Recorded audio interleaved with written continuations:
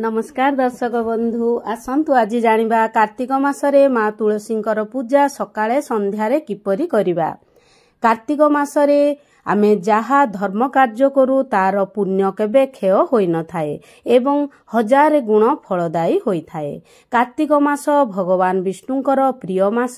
एही मास प्रभुंकर नाम जप स्मरण जागरण करिबा द्वारा अत्यंत पुण्य मिली थाए। माँ तुलसी विष्णु प्रिया। विष्णु भगवान को प्रसन्न करिबा को हेले माँ को पूजा करिबा को पड़ी थाए। माँ एही कार्तिक मासरे प्रकट होइथिले एवं तुलसी मांकर पूर्व जन्मर नाम वृंदावती थिला। माँ तुलसी एही कार्तिक मासरे देव उठनी एकादशी दिन प्रभु शालग्रामଙ୍କ सहित विवाह करथिले जे कि विष्णु भगवानଙ୍କ स्वरूप। तेणु एही मास तुलसी पूजार महत्व अधिक रहिछि। तेणु आमे प्रातः उठी ब्रह्म मुहूर्तरे उठी जदि कार्तिक मासरे आमे स्नान करूचे 4टा-5टा भितरे तेबे आमर बहुत पाप नष्ट होई थाए एवं पुण्य आमको मिली थाए। एही मास माँ तुलसी एवं देवी सत्यभामा पूर्व जन्मरे प्रातः स्नान करिथिले तेणु प्रभु विष्णु को प्राप्त होइथिले। तेणु एही कार्तिक मासरे प्रातः स्नानर महत्व अधिक। चौरा पूजा जेतेले आमे करिबा प्रथमे भल भाबरे धोई दबा। गेरु किंबा गोबर को आमे भल भाबरे लिपि आमे झोटी चिता किछि अंकन करिदबा।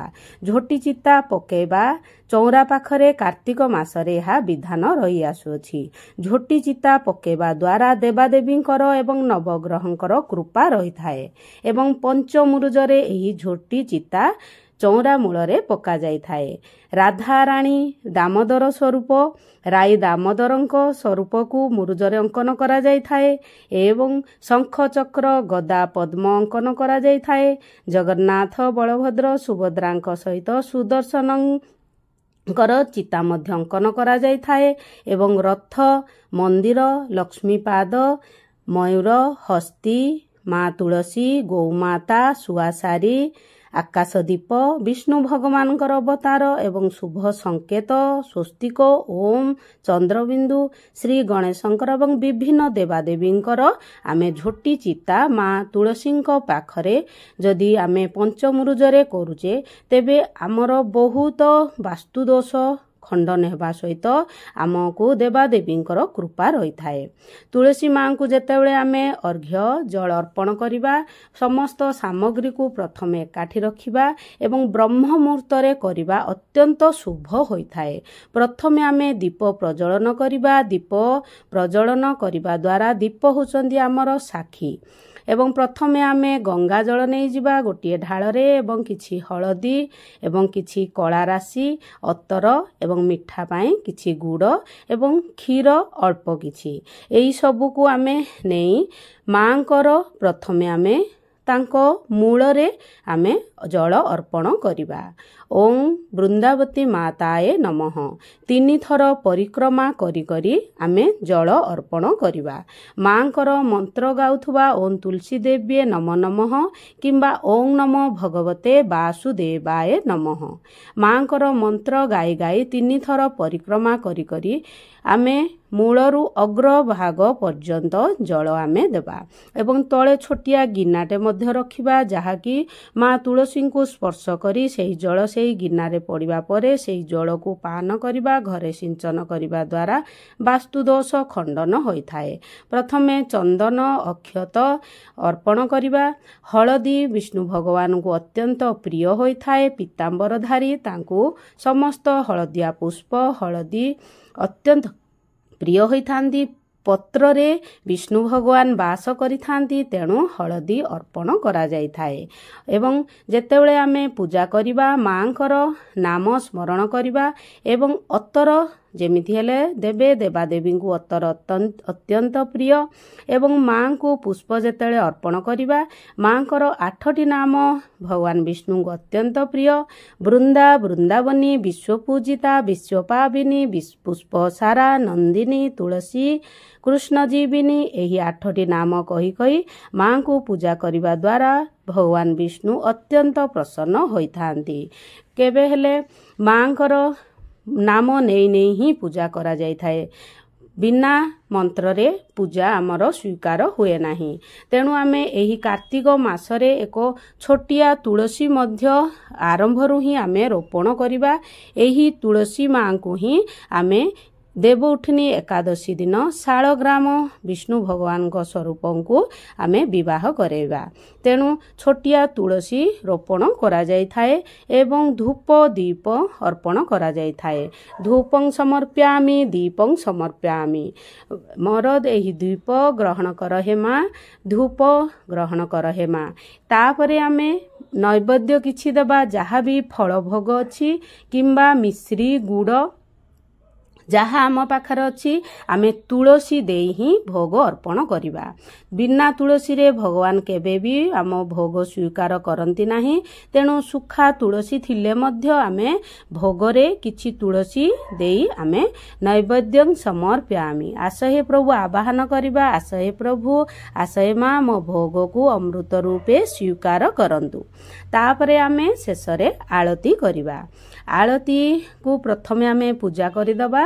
ଓಂ କର୍ପୂର ଗୌରମ ଏହା ମନ୍ତ୍ର ଗାଇବା କିମ୍ବା ମାଙ୍କର ବହୁତ ସହଜ ମନ୍ତ୍ର ଅଛି। ଗାୟତ୍ରୀ ମନ୍ତ୍ର ମାଙ୍କୁ ଅତ୍ୟନ୍ତ ପ୍ରିୟ। ଓಂ ବୃନ୍ଦାବତୀ ମାତାୟ ବିଦ୍ମହେ ବିଷ୍ଣୁ ପ୍ରିୟାୟ ଧୀମହି ତନ୍ନ ତୁଳସୀ ପ୍ରଚୋଦୟାତ୍। ମାଙ୍କର ଏହି ନାମ ସ୍ମରଣ କରି କରି ପାଦରୁ ମଧ୍ୟ ପର୍ଯ୍ୟନ୍ତ ଅଗ୍ର ପର୍ଯ୍ୟନ୍ତ ନେବା। ମୂଳରେ ବ୍ରହ୍ମା, ମଧ୍ୟରେ ବିଷ୍ଣୁ ଏବଂ ଅଗ୍ର ଭାଗ ମଞ୍ଜରୀରେ ଦେବାଦିଦେବ ମହାଦେବ ବାସ କରିଥାନ୍ତି। ତେଣୁ ଆମେ ମୂଳରୁ ଅଗ୍ର ପର୍ଯ୍ୟନ୍ତ ଆମେ ଜଳ ଯେମିତି ଦେବା, ଆଳତୀ ମଧ୍ୟ ସେମିତି କରିବା। ପ୍ରଭୁଙ୍କୁ ଆଳତୀ ଅତ୍ୟନ୍ତ ପ୍ରିୟ ହୋଇଥାଏ ଏବଂ ଆଳତୀ ଦେବା ପରେ ପ୍ରଭୁଙ୍କର ନାମ ସ୍ମରଣ କରି କରି ଆମେ ଆଳତୀ ଅର୍ପଣ କରିବା।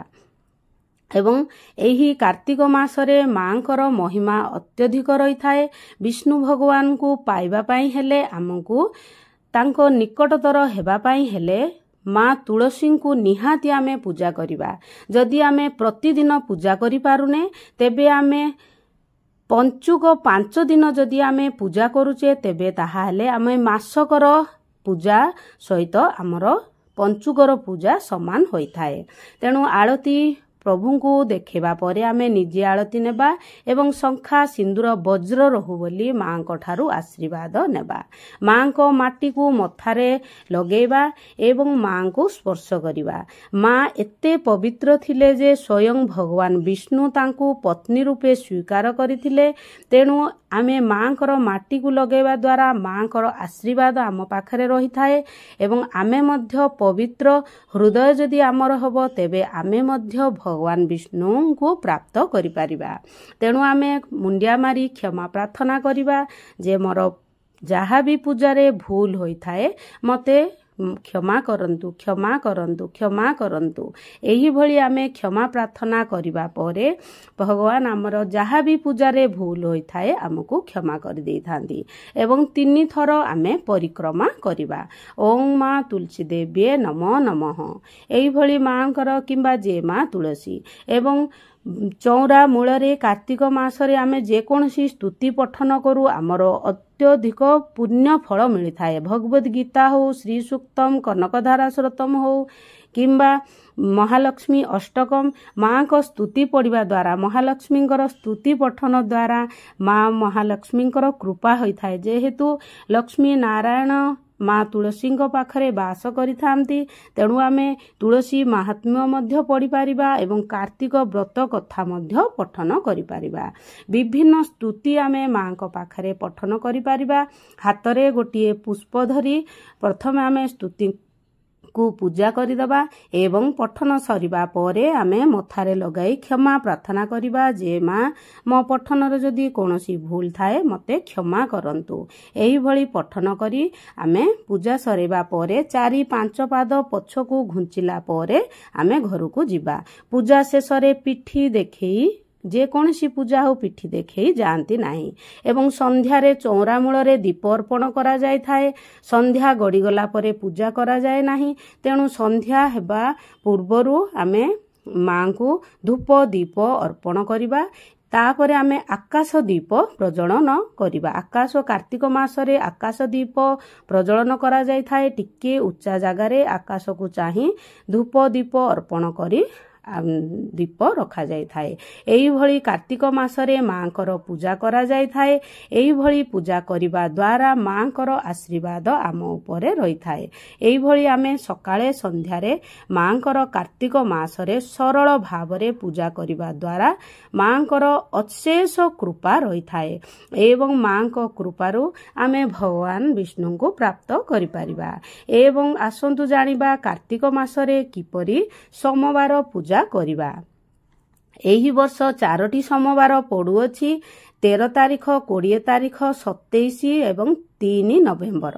ଆମେ ପ୍ରଥମେ ସକାଳେ ମନ୍ଦିର ଯିବା, ଶିବ ମନ୍ଦିର ଯିବା କିମ୍ବା ପାଖରେ ଯଦି ବିଷ୍ଣୁ ମନ୍ଦିର, ରାଧାକୃଷ୍ଣ ମନ୍ଦିର ଅଛି ତାହେଲେ ମଧ୍ୟ ଆମେ ଯାଇପାରିବା।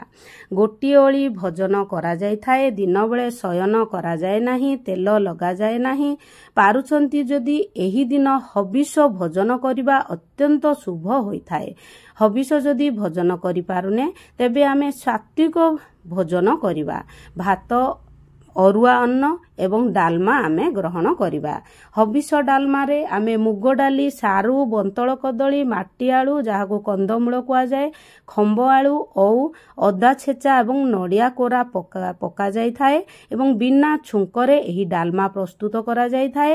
କେବଳ ଜିରା ପାଉଡର ପକାଯାଇଥାଏ ଏବଂ ଛୋଟ ଛୋଟ ସାରୁ ଏହି ଦିନ ସିଝେଇକି ଭଜା କରାଯାଇଥାଏ ଏବଂ ଅଗସ୍ତି ଶାଗ ଏହି କାର୍ତ୍ତିକ ମାସରେ ଖିଆଯାଇଥାଏ ଏବଂ କଦଳୀ ଭଜା ମଧ୍ୟ କରିପାରିବା।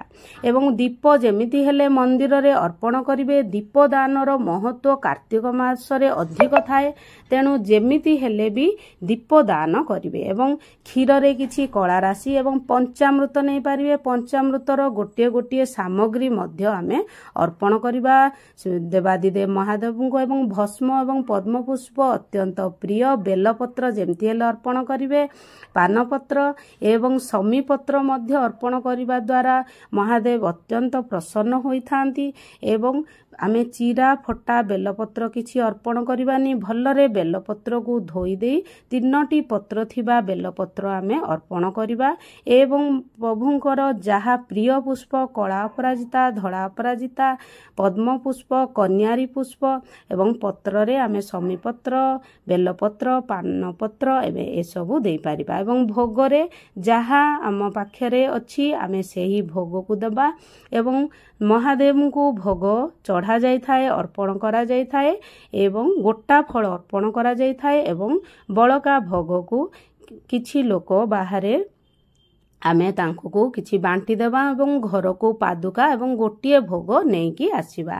ଶିବ ଭଗବାନଙ୍କର ଭୋଗ ସବୁବେଳେ ଯେତେ ଆମେ ଲୋକଙ୍କୁ ପ୍ରସାଦ ରୂପରେ ଦେବା ସେତେ ଭଗବାନଙ୍କର ଆଶୀର୍ବାଦ ହୋଇଥାଏ। କ୍ଷୀରରେ କଳା ରାଶି ଯଦି ପକେଇ ମହାଦେବଙ୍କୁ ଅର୍ପଣ କରୁଛେ ତେବେ ଆମର ଶନି ଗ୍ରହ ଦୋଷ ଖଣ୍ଡନ ହୋଇଥାଏ। କ୍ଷୀର ଅର୍ପଣ ଦ୍ୱାରା ଆମର ଚନ୍ଦ୍ର ଗ୍ରହ ଦୋଷ ଅରିଷ୍ଟ କଟିଥାଏ ଏବଂ ଚନ୍ଦ୍ର ଆମର ବଳବାନ ହେଇଥାନ୍ତି ଏବଂ ଜଳ ଯେମିତି ହେଲେ ଅର୍ପଣ କରିବା ଏବଂ ମହାପ୍ରସାଦ ଆମେ ଏଇ ଦିନ ସେବନ କରିପାରିଲେ ବହୁତ ଭଲ କିମ୍ବା ଯେକୌଣସି ମନ୍ଦିରରେ ମଧ୍ୟ ଭୋଗ ଆମେ ଗ୍ରହଣ କରିପାରିବା ଏବଂ ଏହି ଦିନ ହରିଙ୍କ ସ୍ମରଣ ଜପ ଯେତେ କରିବା ସେତେ ଭଲ ଏବଂ ତଳେ ଯଦି ସପ ପକେଇ ଶୋଇବା ତାହେଲେ ଅତ୍ୟନ୍ତ ଭଲ ହୋଇଥାଏ। ଏହିପରି ଗୃହସ୍ଥରେ ଆମେ ଏହିଭଳି ସୋମବାର ପାଳନ କରିବା, କାମ କରି କରି ପ୍ରଭୁଙ୍କ ନାମ ଜପ କରିବା ଏବଂ ମନ୍ଦିରରେ ଆମେ ଯେମିତି ହେଲେ ହରେ ରାମ ହରେ କୃଷ୍ଣ ନାମ ନେବା। ଯଦି ମୋ ଭିଡ଼ିଓଟି ଭଲ ଲାଗିଥାଏ ତାହେଲେ ନିଶ୍ଚୟ ଲାଇକ୍, ସେୟାର ଏବଂ ସବସ୍କ୍ରାଇବ୍ କରିଦେବେ। ରହିଲି। ଓମ୍ ନମୋ ନାରାୟଣ।